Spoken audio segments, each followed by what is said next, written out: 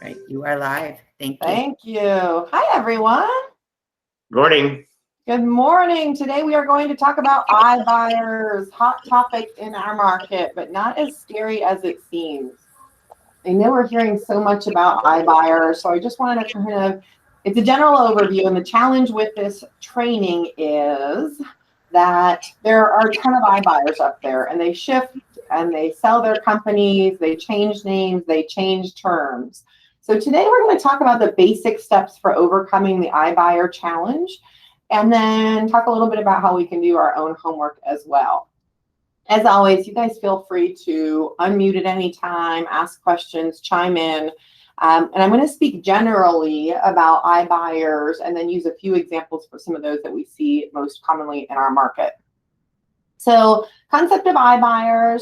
If you have a seller who is considering going the iBuyer route, we're going to talk about the steps for overcoming that challenge. And to give you a general concept of an iBuyer, and what we would actually do for our clients is defining. Step one, define what is an iBuyer. Technically, just so you're aware, in iBuyer stands for instant. So they pitch the concept that they are instantly relieving the stress of the selling process because they are instantly giving a value for a home to start the selling process. And they pitch that it's a smooth transaction. So the I in iBuyer stands for instant, which refers to the speed at which an iBuyer company, their algorithms calculate the AVM, or the automated value model, to make an all-cash offer on a home. So sounds ideal, right? Seller says, I need to sell my home. This sounds great. Instantly, I'm going to have a value for my home to proceed forward.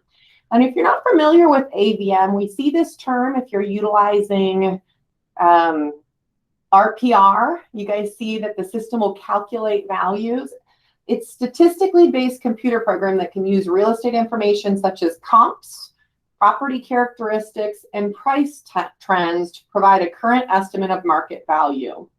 But any of you who have used RPR knows that this can be a big swing because a computer cannot see a home.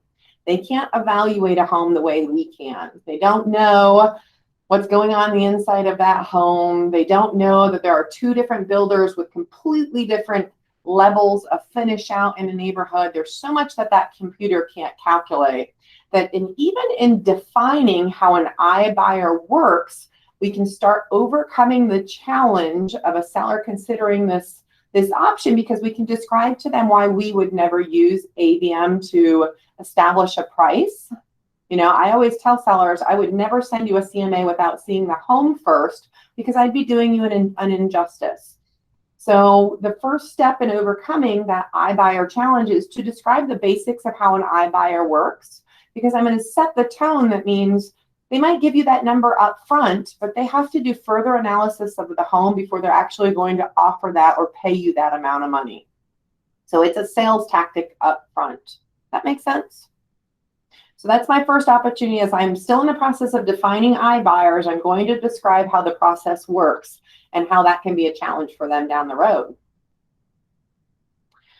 I'm going to, as I'm defining, I just outlined some of this. AVMs are an algorithm based. They don't see those amazing wood floors. So I'm going to create a spin if I'm in somebody's home. They didn't see these wood floors. They don't know about the view off of the back. So that's going to, it's not going to allow for you to have the greatest return in the future. While I'm defining iBuyers, quite often we'll have somebody that'll say, but they have such great reviews. People are happy. And I will say it's because those people didn't have this conversation that we are having. They don't know that they left some money on the table. They don't know the process of working with an iBuyer versus a realtor, and might not have had that conversation to really understand the logistics. So I will remind them when they're looking at reviews, they need to do their own homework because every home is different. In defining an iBuyer, I'm going to remind a seller how iBuyers make money. They're a business, right? They are a business. They make money from buying a home for less than they can sell it for in the future. So there has to be a buffer there where some money is left for them to have a return, right? I know that's a super basic concept. Of course, they're a business, Erin, but that's how they make their money. So we need to plant the seed for a seller that the way that a iBuyer makes money is they're going to buy that home for less than they can sell it for in the future. In all these iBuyer advertisements, they're going to say, well, I don't have to pay a realtor if I go with an iBuyer. We're going to dive into these numbers in the future. So though they advertise that they are not paying realtor fees, remember when this iBuyer sells this property in the future, Open Door purchases a home from a seller, they hold it, maybe they make a few repairs, and then they sell it again in the future. They know they're going to have to pay agents in the future to resell that home, right? So even though they advertise, hey, you seller didn't pay realtors, that iBuyer has to account in that offer for what they're going to have to pay to realtors in the future to resell it. So that money's calculated in. It's just the marketing that we have around this doesn't advertise that. Anne, question for me. Thank you. I just wanted to make sure that I understood what you were saying.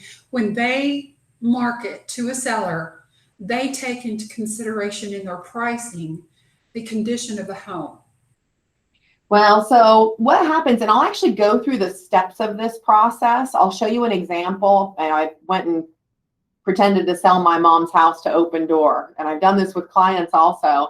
So what they do, the initial offer they make is based off of a short questionnaire, and this is Perch, Open Door, Zillow, based off of a short questionnaire, and just uses that AVM, averages in the area, to make an initial offer.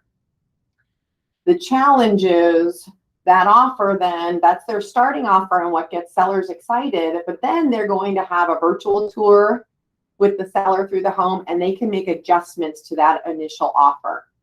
But even in that initial offer, what I'm describing on this page is, even that initial offer, they're a business and need to know that they're going to have a return on that in the future. So they have to account for that in their fees and structure. And we'll dive into that in greater detail. Did that answer your question, Anne? Yes, thank you. You're welcome. And we'll deep dive. You guys know I'm a numbers gal, so we'll deep dive into what this really looks like so we can have some examples here. Verdell, another question for me? He's on mute. I'm sorry. Okay, can you hear me now? Yes. Okay, my question is, because I've had this experience. So the buyer needs the actual cash from the sale in order to purchase another home. Yeah. Now, I just heard you make reference to them, the offer selling in the future. Mm-hmm. So what happens with respect to that type of deal when a buyer needs that cash now in order to purchase another home as a transfer? Now, before you answer that, let me ask this question as well. Now, so is one of the questions that the iBuyers are they asking the buyers as well? Do they have a contract with a realtor, and the realtor must have that contract in order to get paid by the iBuyer? Well, great question. So I'll touch on the second question in a few future slides. The first question, though, most iBuyers, the realtor gets cut out of the deal because they are a direct seller going directly. They are a direct buyer going directly to the seller. Now, if you have, depending on the company, the iBuyer situation, if you already have a listing agreement, Orchard can send you a contract. There are some examples. You can have a company that comes directly to the realtor. So a traditional listing, you've already got it listed. They want that house, they submit an offer and go that route. So you can have that, and it happens traditionally the way it would with another purchaser. But quite often what's happening is folks are researching this up front. So you're coming across this objection before you even listed a property, and they're saying, I'm trying to decide if I'm going to go to Orchard or Open Door or whatever it may be, or if I'm going to list with a traditional agent. So that's more often where we're seeing this occur. If they are just somebody coming along and saying, hey, I want to buy that listing you have on market, that's very similar to any other listing you have. That makes sense, submitting an offer and those details. So right now, I'm going to touch on that objection and that challenge of I need my equity right away to go buy in just a few slides. Okay, now, and just to be clear here, okay, now you've been working with a potential seller. You've been working with them, but you haven't really gotten to the point where Having an executed agreement. right, where they become where you actually listing the property. So the iBuyer then is going directly or the seller reached out directly to the Correct. iBuyer company. So you're not involved. So if that's the situation, you basically cut out. Correct. Okay. And that's the pitch for iBuyers, and I think that's a great thing to come back and touch on. The pitch for iBuyers, and if you see advertisements right now in our markets, both Austin and San Antonio, where I got a letter on an investment property. Zillow's sending a letter that says, we want to buy your home and we'll offer $250,000. So those, or there's ads for Orchard Online or ads for Open Door. Skip the hassle of selling your home, we'll buy it cash. So we're seeing that sellers are being targeted, or potential sellers are being targeted directly. So we need to be able to overcome that challenge and describe to a seller why working with a real estate agent and going to market can be much more effective and lucrative for them than going that route of direct selling to an iBuyer. And I'll say, let me kick through some of these slides and then I'll open up for some questions here. It might be helpful because I'll address a lot of these questions here along the way. So step one, we're still in step one, define it. Make sure your clients understand how this process works. So they've gotten a letter from Zillow. If I find out that my potential seller has a letter from Zillow, I'm going to go to the Zillow iBuyer program online and look at their steps and then define what that would look like for them so I can just compare apples to apples. And then I'm going to make sure they understand how Zillow makes their money in the long run. They're going to buy your home for a little less so they can sell it for more in the future. So do you want Zillow to make that profit or do you want to make that profit? Because they are a business in the end. Does that make sense in summarizing this slide and definition? All right. So step two, offer alternatives. And the first thing for overcoming an objection is to figure out what objection you're trying to overcome. So just like when you go to a listing presentation and we coach you, if somebody's not ready to sign that listing agreement at the end, you need to ask them why, because we can't overcome an objection without knowing what we're overcoming. So offer alternatives, determine why the seller is considering an iBuyer, and then offer the alternative. So let's say their answer to why they're considering an iBuyer is their motivation is that the seller needs the equity from the property to eliminate a contingency on their purchase. So just Verdell, what you just outlined, that is one of the #1 reasons we see in our current market where it can be very difficult to get a contingency offer accepted. Folks say, hey, I can't afford to carry both homes. I'm looking at an iBuyer so I can get this closed so I can purchase my next home and I don't end up homeless in the middle. That makes sense? We have a ton of alternatives that are a lot more cost effective for buyers to having to go with an iBuyer. So first, the question would be, do they really have to sell in order to buy? Some people just assume they can't qualify for a second home without selling their current. So the first thing I'm going to do is tell them to talk to my trusted premier nationwide lender and find out if that's really the case. So I'm just helping them understand the process.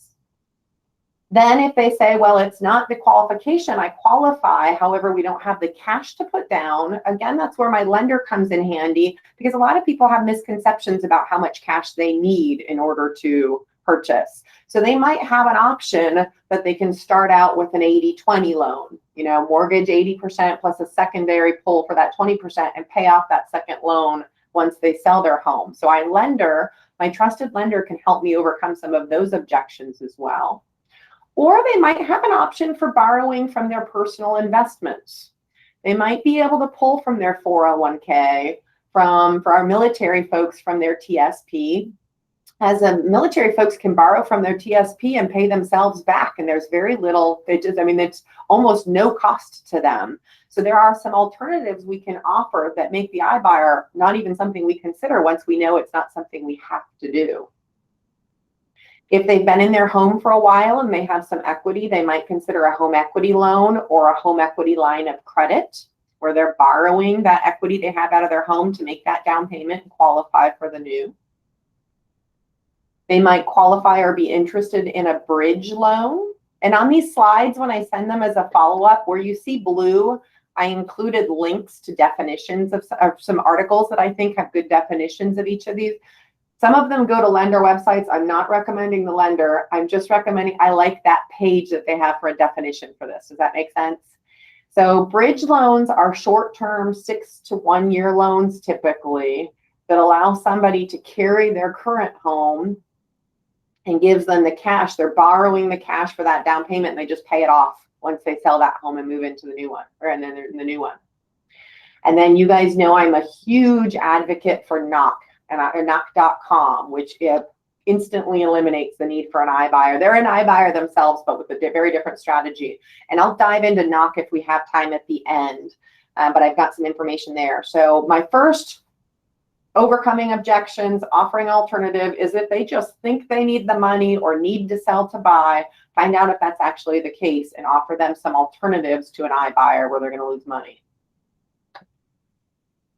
Another motivation might be that they're worried about scheduling showings. They heard a horror story from their neighbors. They had to be out of the house all day. It's stressful. We've got kids. We've got pets. Sometimes this is a basic objection we can overcome by just describing the process. Describing their ability to control the process, that they're going to approve every appointment. Now, we have to be careful. We don't want to set this expectation for sellers that they can decline a bunch of appointments and successfully sell their home. We want to set realistic expectations. But just describing to them that they're going to receive requests, they're easy to approve or decline. You also, especially in this current market, we can set up blocks to allow blocks of time for showing. We can say, hey, are there days of the week that are great for showing? Oh yeah, Saturdays we're gone all day anyway with the kids at soccer. That'd be great. Well, let me block out that all week people know that Saturday is going to be that day we can have showings. We can control this to a certain extent to overcome that objection. Whitney, I'm sorry, I saw you had a question here. The seller loses out on a multi-offer opportunity, right, since they sold their, yeah, absolutely. We're going to talk about that in the numbers. That's a great point. So talk about those points of how we can make scheduling feel a little less daunting, help them understand the process. Safety, we don't want people in our home because of fear of theft or nowadays COVID, right? That's a big objection we have to overcome. People are afraid to have people coming through their home.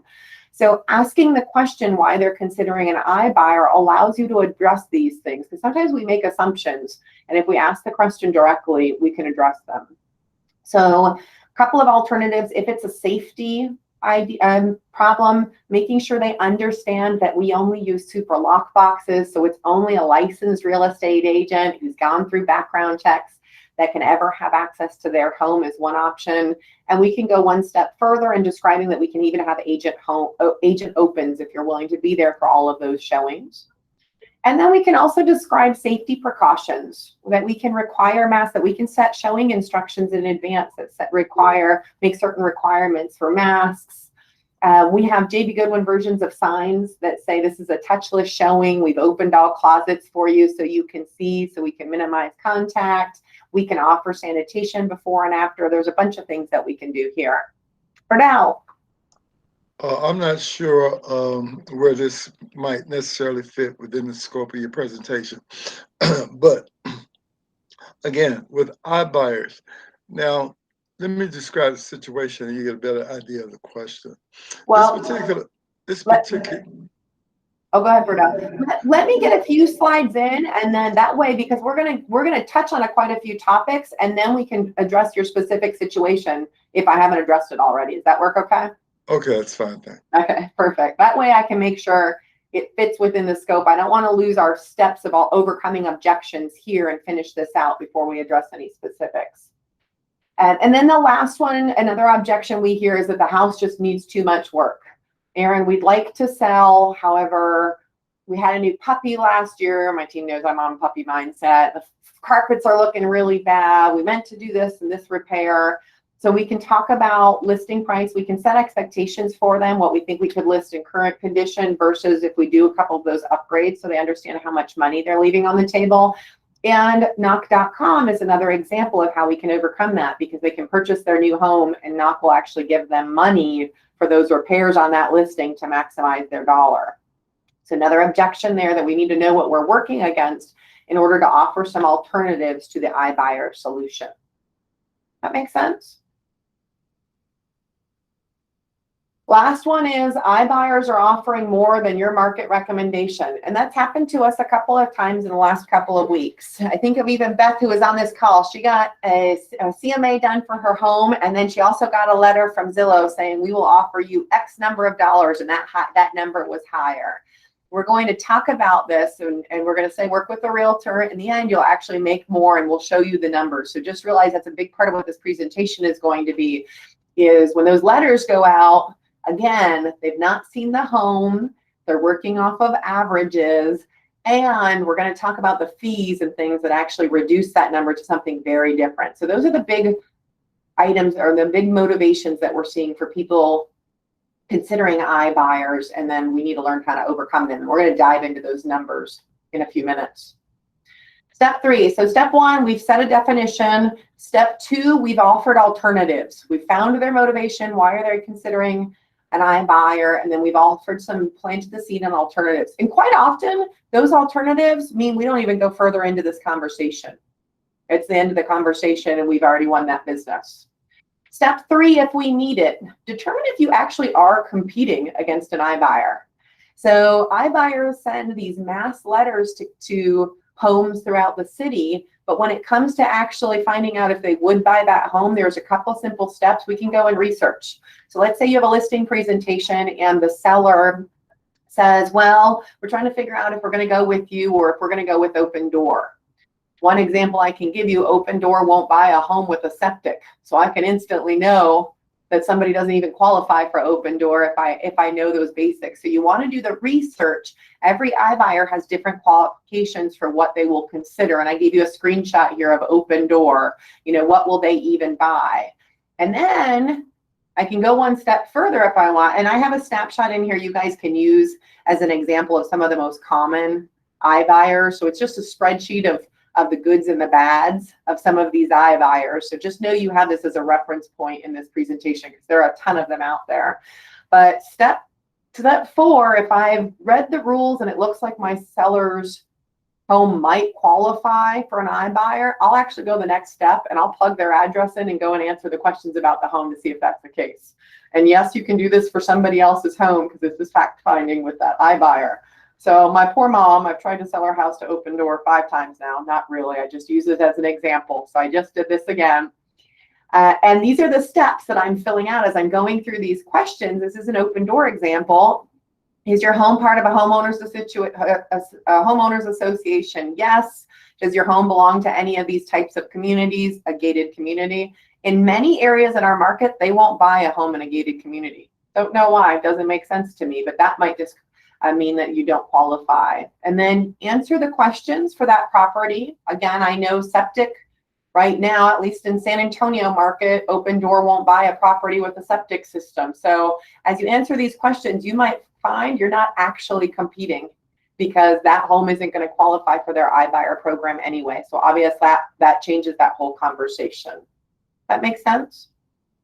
Just so you guys know in the steps as we're going through this, each iBuyer is a little different. Orchard's very similar to this screenshot, but at the last step would be that you can confirm a video appointment to actually go through the home. So just know that that would be the next step with Open Door. I'd be clicking on this button. So I can't accidentally really sell my client's home. You don't have to worry about going through those steps. You can go through all these steps and figure out what's happening there.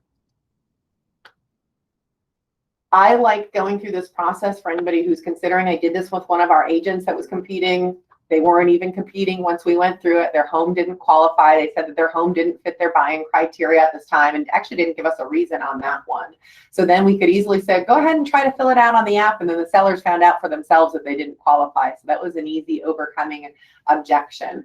But if you go far enough along, once I did this, the system actually kicked out what that preliminary offer was for the agent. Another one that I worked with, and my mom's actually, they gave me a value of what they would offer for her home. So I could, ahead of time, before that presentation where I'm really trying to overcome this objection, I could know what they were offering up front to do the math on what I thought that home could sell for. That makes sense? So don't hesitate to go in, use these systems, and do your homework there. Here's my mom. This is what kicked out on my mom's house. She could sell for $415, which was actually, it was about $10,000 less than what I would have recommended on a market analysis. Every iBuyer has a couple of different options. We're not going to dive into this because we could spend all day talking about this, but just know, read through the information that they provide to you.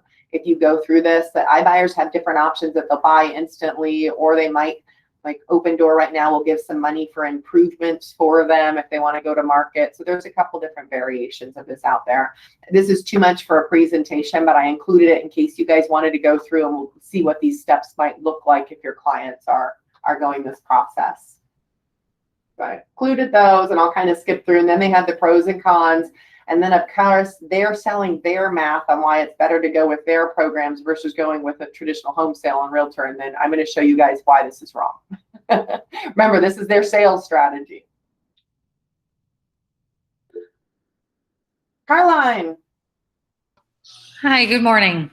What do you do if Open Door gives a higher price than what you think is a reasonable marketable price? Yeah.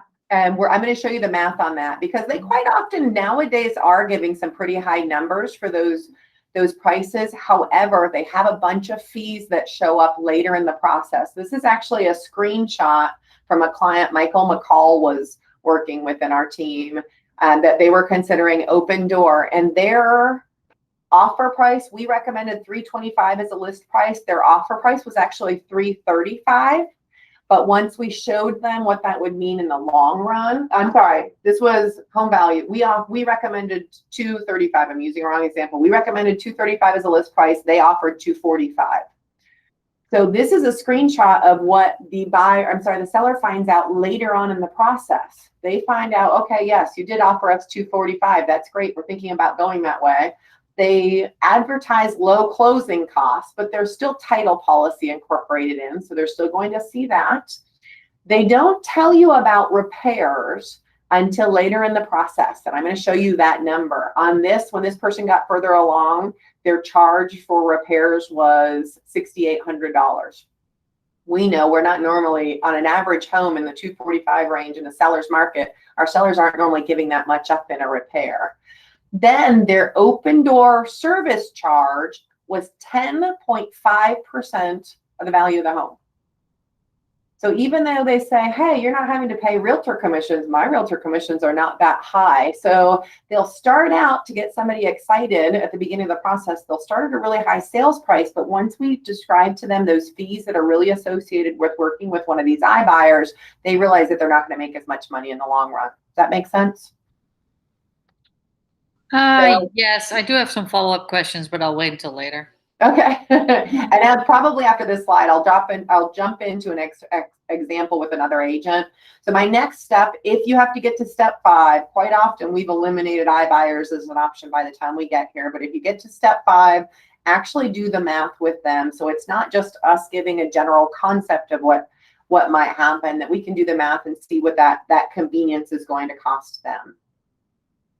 So the general, on average, if I look at Zillow, Open Door, and you can actually Google articles. Forbes had a great article. Study shows iBuyers cost home sellers thousands. There's a ton of articles outside of you being that resource that show how expensive it is in the long run to sell to iBuyers. But on average, it costs the seller 10.5 to 12.5% of the value of the home to sell to that iBuyer. So you can do the math. I say it all the time, okay, you're going to sell your $300,000 home. This is what you're going to actually pay and what that's going to cost you in the future versus selling with a real estate agent in today's market. We're looking at 7.5 to 8.5% on the high end, right? That makes sense? And then if I really want to break down the numbers and I really have to fight for it, this is how my numbers break out. So Brace, my San Antonio division knows I'm a numbers girl, and this is in there so you guys have the slides. If I'm working the numbers on a $200,000 home, on average, statistics will show, and actually one of those Forbes articles I linked to will show that they normally buy, most of our iBuyers buy about 1.5% below market value. But Caroline, if they offered your clients higher, you could still do the math using this overview. You could still do the math even if the sales price starts out higher. Once they pay the fees, they're still leaving money on the table. Yeah, so I did do that, and Open Door came out still higher. So did it have repairs? didn't list higher? Sorry? Did you account for average repairs in those details? Yeah, they had a very specific, it was a relatively new home, and they had a very specific list of repairs that they got from Open Door already. Mm-hmm. And their neighbor sold to Open Door as well, and the repairs were pretty similar. So how about the fee? What was the fee in the end? About this, like the 5% that they charged. That's that's the most aggressive I've heard, because I've not seen below a 6% service charge in our market. Okay. But still, with that difference, they still came out, I mean, higher than what I would have listed, probably a little higher based on that, but not as high as Open Door. Did they actually walk through the process? Did the numbers end up being what they described? Yeah, so they did end up selling to Open Door, and it turned out to be what they described. They are not on the market yet, but their neighbor is, and the Open Door hasn't sold the neighbor's house yet, and they haven't reduced the price either. So yeah. So maybe they just shot themselves on the foot on that one. I think they did. They've been very aggressive in that particular neighborhood because everyone in that neighborhood got an invitation from Open Door basically to sell. So yeah. Well, I'll be curious if they offer any more. If they bought and realized they made a bad financial investment. When our market was crazy, they got a little bit more aggressive. But I haven't seen the numbers shake out, and I've probably sat through the numbers on 20 of these now with our agents. And we had 2 that the sellers decided to go the route of iBuyers, but in the end, the numbers after all of the fees weren't what they had promised up front. Yeah. So they I'll be very curious to see what they list, what Open Door will list at. They're supposed to list in September. Well, fortunately, what I expect is going to happen is they just realize they made 2 bad investments and they're going to back off on those, Caroline. I hope so. Thank you. You're welcome. So purchase on average, if I'm doing the math, and what I'm doing here is saying if you sell to an iBuyer, this might be what you lose based on just averages that they can find on their own website. So 1.5% below market average is common. Whitney brought up a great point. Right now in our market, in a lot of subdivisions, we can look at the average list to sales ratio, and those homes are averaging selling at 5% over list price, right? So you can even pull for that area what your average list to sales ratio is and see if you can account for that in the numbers. So if we look at a neighborhood and they're selling on average 5% over list price, we'll account for that extra $10,000 they might have gotten by going to market and ending up in a competitive offer situation. Their service charge in the end in both our San Antonio and Austin markets are averaging 6%. We see a lot higher than that. That Michael example I just showed you, their service charge was 10.5%. But let's say that service charge is just the average we're seeing. That means we break even between realtor commissions and our service charge with Open Door. Additional charges of 2.25%. So that's where we're starting to see, they call it a convenience fee. They call them, there's those additional charges, which actually I would say bring us closer to that 10, but that's your 2.25% is your average additional charges from them.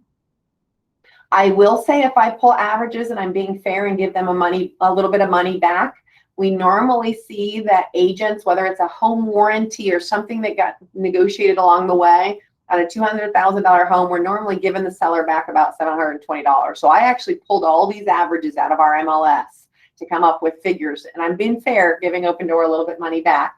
And then the average repair on a $200,000 home, the repair request for Open Door, what they're charging is $6,200. So in the end, if they go with an iBuyer, they would be spending on just those fees $22,980 versus $15,000 with a realtor. So they're leaving almost $8,000 on the table just to go that route where they feel like they're getting a better deal.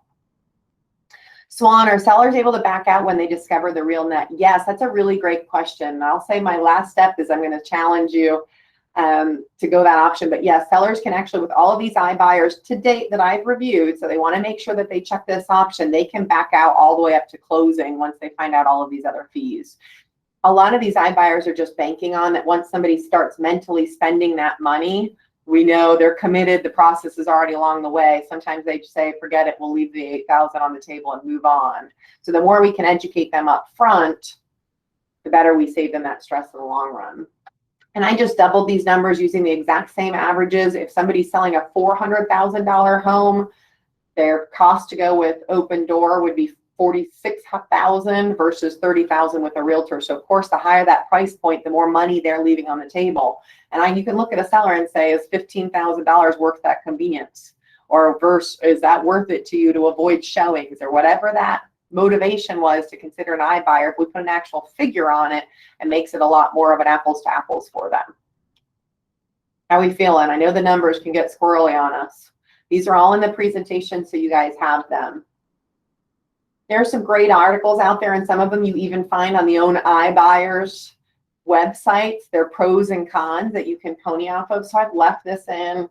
Open Door is fast and easy if you need to sell your home quickly, but there's a 5% service fee versus, or 6% is actually average in our market. They pay slightly less than fair market value. So there's just some summary points in for you that we can even pull from their own websites. So we don't have to be the source. Their sites can be the source.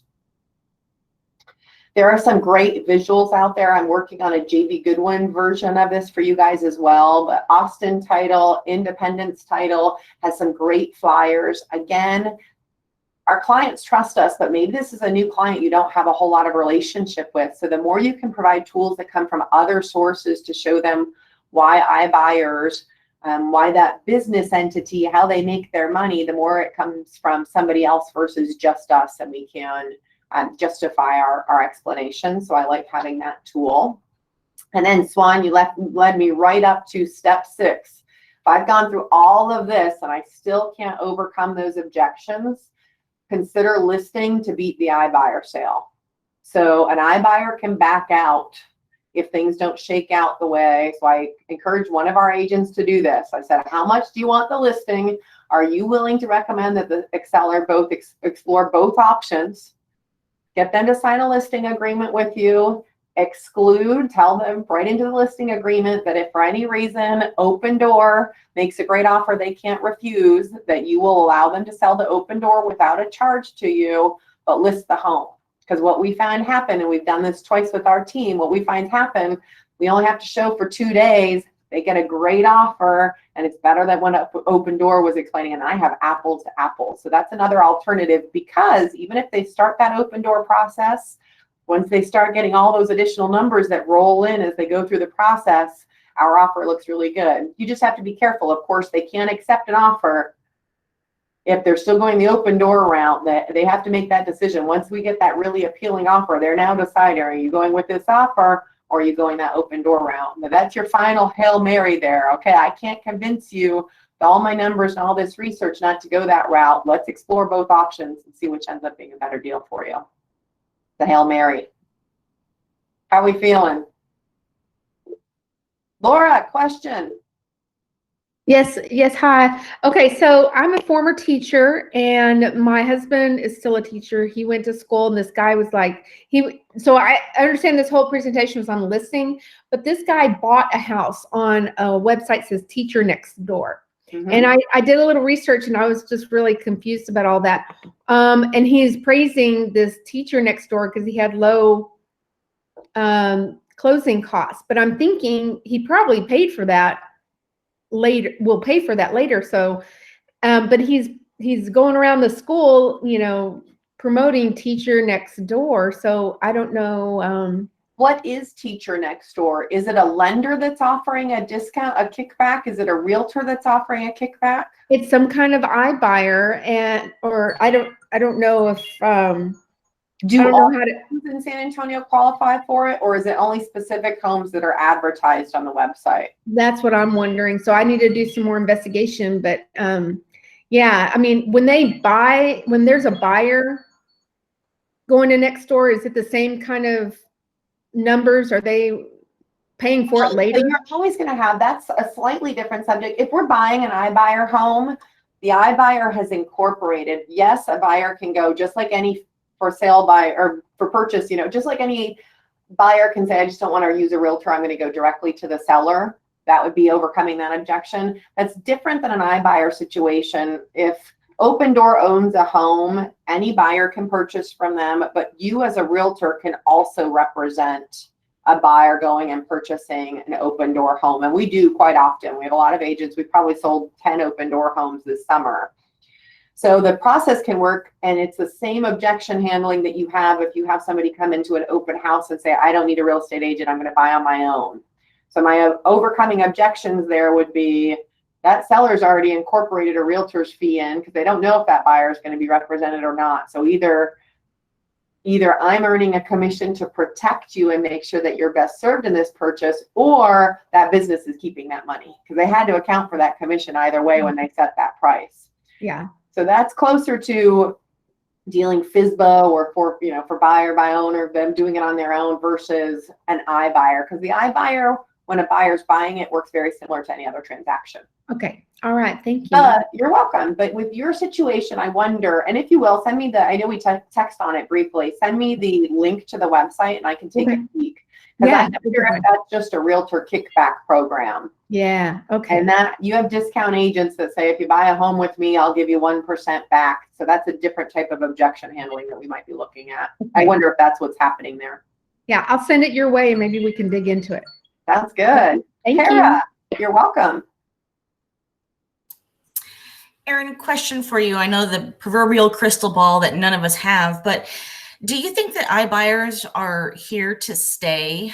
Is this a phenomenon of this hot sellers market? And if and when things ever shift away from favoring sellers, might we see less of these iBuyers making offers on homes? Yeah. So, and we already saw a shift last year. So yeah, there's no crystal ball. What I will say is we have disruptors every year in real estate.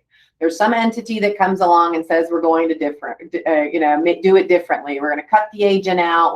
So there's always disruptors. There have been for 30 years of tracking it, and they change and come and go. What I will say is you can see statistically, iBuyers popped up that we really started talking about it a great deal in our market 4 or 5 years ago. And then beginning of last year, a ton of them went out of business instantly because they had a bunch of equity sitting and money going out. So Perch sold to, I don't even remember who it is now. So we saw a lot of shifting and a lot of companies that have to adjust. Knock.com, who I love, actually was a traditional iBuyer, but when the market dipped, when COVID first started, they were left with too much money out in homes and financially struggled and said, we don't want to end up in this position again if the market adjusts 3 years from now and the market slows. It's not a financially good model for them. And a lot of iBuyers are realizing that, so they're shifting a little bit. So I personally would say they're probably here to stay, because all they are is, rather than us having one investor that we represent who buys a bunch of home and does this on a smaller scale, it's a corporation coming in and saying, we see that real estate is always a good investment and we want to be in that market. So I believe that they'll be there. They are not as big of a disruptor as they feel like. Yes, they're spending a ton of money on billboards and ads and sending letters to homeowners, but I look at them like anybody else we're competing against for obtaining a listing. If we really practice and we know what we're working against, we can capture that business. So they cause zero fear for me. Taylor. Yes, I have a quick other example for you. Just wanted to get your take on it. So this was a few months ago, and I was talking to a client about selling his house, and he was looking at Open Door too, and got down to the final numbers, and I'm looking at it right now, and comps for it told me like 365 or 370 on the very high end on a good day, and their final offer was 396 to him. And he texted me all the charges and everything, and it was a 5% service charge. $6,400 for repairs, and then only 0.8% for closing costs. So he would net about $367. So that was another competitive one. Yeah, and he had to same thing, and I didn't think of knock or anything at the time, but because he was kind of in a rush, but needed to sell the home in order to buy his next one like easily, and so I didn't know the numbers were pretty far off, so I didn't know how to go about it, and called Alberto about it and everything, and so that was a tough one because I told him wait till you see the service charge and the listing fees, whatever it is, and so then it came back at 5% plus a little more for repairs, and tough to compete with that one. So And they ended up going through with it? Yeah. Is it still in the market? So I'm curious. It sounds like we had a couple of dips, and that's funny. Good guy, come to me. Not kidding. Just kidding. Alberto's a wonderful resource. Next time. I like learning these things because we've really, statistically, we've gone over this, and even the numbers where we can see with the open door resales, we can kind of pull those. So I think there's probably some bad investments that Open Door made along the way that worked out well for your sellers. Caroline, you had a similar example. And because our market was so crazy and they're using averages, and some of their averages, if you look on Open Door, even include Austin. So I'm curious if any of our Austin folks have had an experience, because I bet they're pulling some of those Austin numbers and stretching them into San Antonio. So, where Austin was selling 15% over list price on average when we were selling 5%. I wonder how much of those did it resell? Did you ever look, Taylor? I haven't looked yet. I represent him on the purchase of his new house today. We're actually closing today, but yeah, I'm eager to see what. That might answer Kara's question that they made some bad investments there. And now we're getting stuck with some inventory. Good. It'll scare Open Door right out of those decisions. Yeah. Unfortunate for you and Caroline. But might make some of those corrections happen sooner. I'm happy I'm not alone. Glad to not be alone. Good job, Mario. I just wanted to add a comment because I'm using knock.com on my personal home right now. And starting the process is very, very simple. And it's very fast. So it's not really a complicated process. They have within 36 hours they give you a price, in case you can't sell in 6 months, they will purchase your home. But the process as far as using the app and all that is very easy. Good. I'm glad to hear that's been the case, Mario. We've gone through to date. I know Mario, I'd love any of your materials you have that you can share so we can provide follow-up for our agents. I'd love to have that because we have probably about 10 knock buy sells under our belt so far between our San Antonio division that I know I've been actively involved in. Knock is my favorite alternative to help people overcome the iBuyer. If we can't, we talked about to figure out what that objection is, figure out why they're going iBuyer route, and then offer some alternatives. Knock answers a lot of the problems when it comes to why they're going that route of the iBuyer. And what it allows for is the basics of the knock concept. A seller needs the equity out of their home, or they cannot qualify for the new home without selling their current home. So either we have a contingency issue or an equity issue. What knock does, and they kind of get around mortgage criteria or traditional mortgage criteria, is they allow, I'll use Mario as an example, they allow, as long as Mario is willing to use knock as their lender, their goal is to capture that loan, and they have competitive rates and only a 1.25% fee, similar to origination fee with a lot of lenders. So it's a very affordable loan.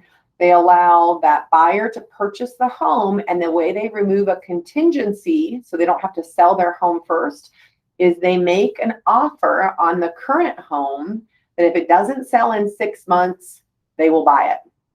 Now it's a lower offer. It's 85%, on average, it's 85% of market value. But in most of our markets, it's relatively predictable to get a feel for us not being on the market for 6 months and running into an issue, right?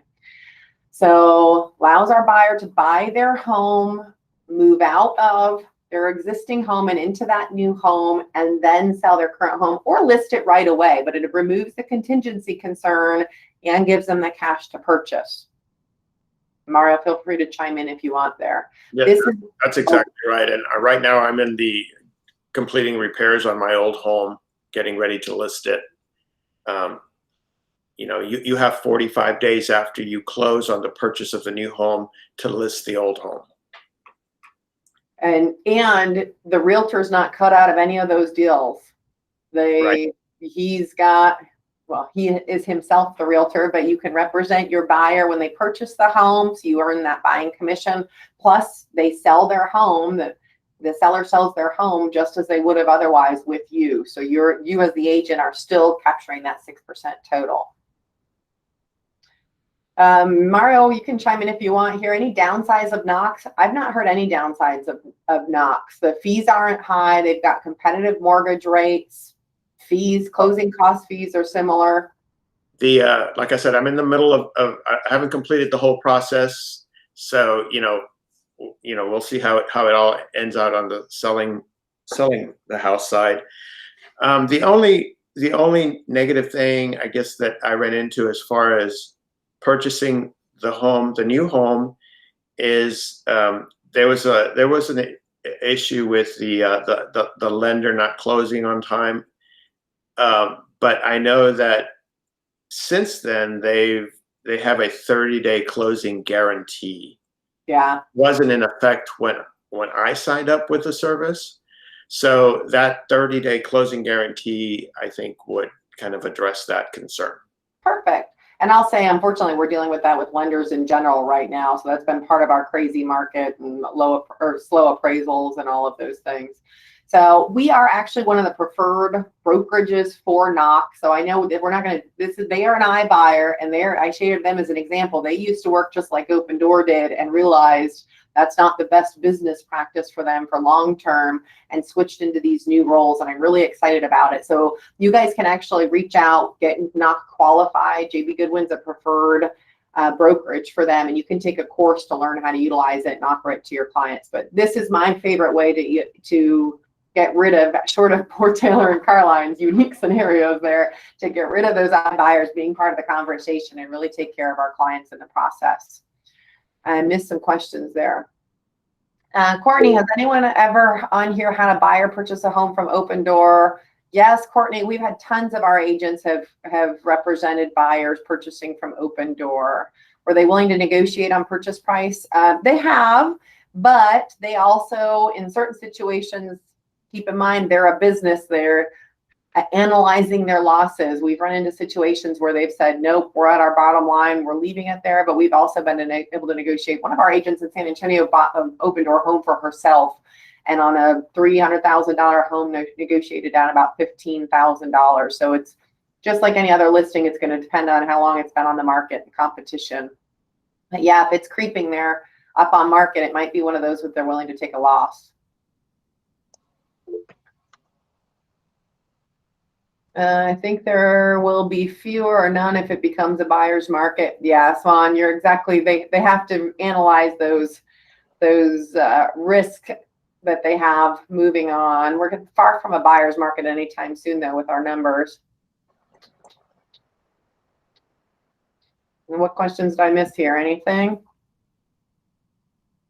Bardell, did we answer your question? I see your hand raised. Well, actually, when I began to ask that question, the very next slide brought up the question that I had. But beyond that, and in conjunction with that, just want to give you a visual here, because this is something I wasn't clear about.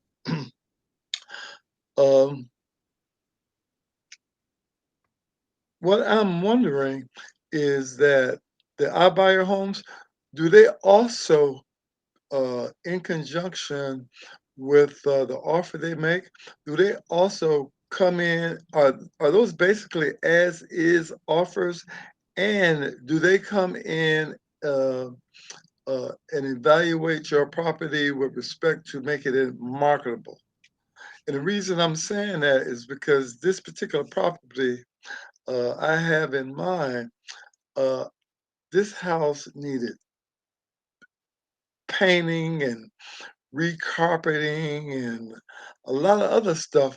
Now, when I saw it on the MLS, I said, I didn't even recognize that house. So I was curious, well, I don't know this for sure, but I'm almost positive the owners didn't do that work. So I was curious if also the iBuyers come in and completely renovate per se a property in order to make it sellable with respect to the price they want to sell it at.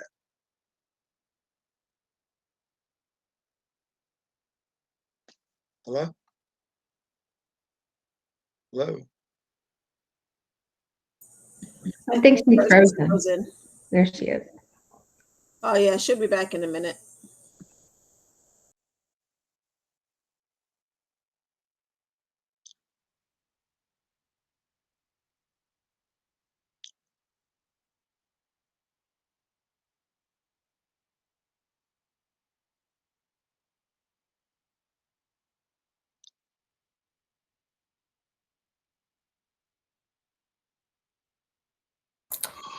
Hey, this is Swan from the Northwest office. I'm the sales and leasing manager there. And I just wanted to let you know, Burdell, I've seen and shown a lot of the Open Door and iBuyer homes that are relisted, and I've never seen them redone. So I think what they're doing is they're just reselling it as is because they're typically in pretty bad shape. And then the other thing is, if you are seeing homes that are staying on the market a long time, it's typically an iBuyer home. And so, you know, and I think I saw a couple of comments here too, where, you know, they're listed for a month or more in this market, and then they don't do price drops. So, you know, but that's their option to do that. So. Well, that's what I was curious about because I was looking at the photos of this particular property, and I know this property because I was working with the seller, and believe me, from what they initially had and what the iBuyer show was not the same house. That's why I was curious if they came in and they did a renovation, a painting, and an updating of the property in and of itself, because I just cannot imagine or believe the homeowner actually had done that work. Again, I have not seen the iBuyers do any renovations when they resell their homes. So it could have been a situation where it was a different type of buyer or an investor or something like that. But I don't know, because their model doesn't have that. Their model doesn't have a renovation aspect to it. So well, their the property was actually, I mean, it was definitely purchased through a iBuyer. Yeah. Well, you know, unless the investor was through the iBuyer, but it was definitely purchased through an iBuyer, and that's one of the things that can confuse me. I just didn't understand how that was done. It sounds confusing to me too. I think there's maybe some information that we're not seeing about the whole picture, but yeah, you might want to talk into it. I don't know if you know, my husband and I, we purchase and flip homes. And so that would be a really big competition against us. But yeah, the good news is they're typically overpaying. They're typically not doing renovations. And when they resell, they are typically their pricing is wrong. And so they are typically staying on the market for longer. Now, as a buyer and investor, sometimes I make offers on those homes because they have been on the market a while. So anyways, that's my 2 cents. Sorry guys, I got kicked out. Restarting.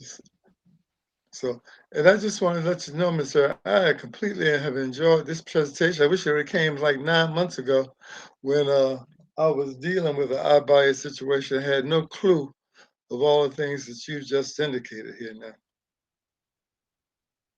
Well, So I'm glad to for hear that. it. Thank you guys. And I'm sorry when I got kicked out of the end there. Presentation.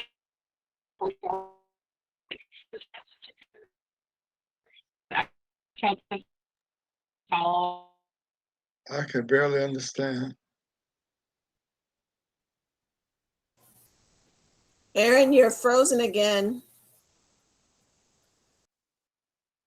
With funny faces. You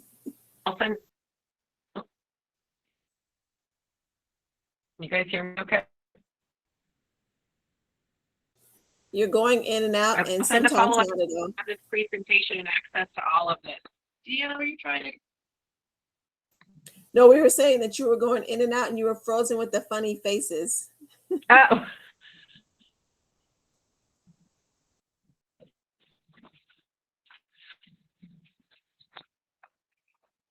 How about now?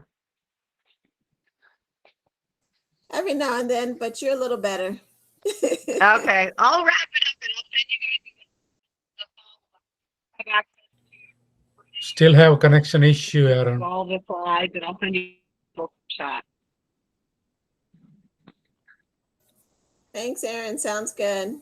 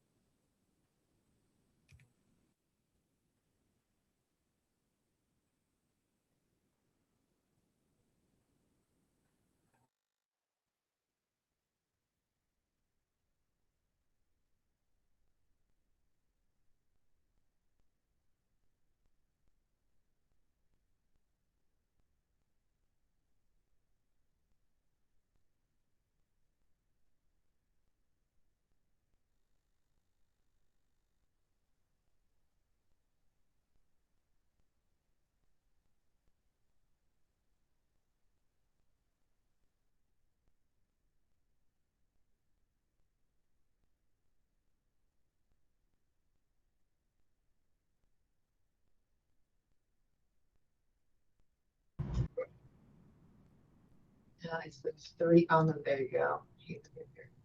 Thank you so much.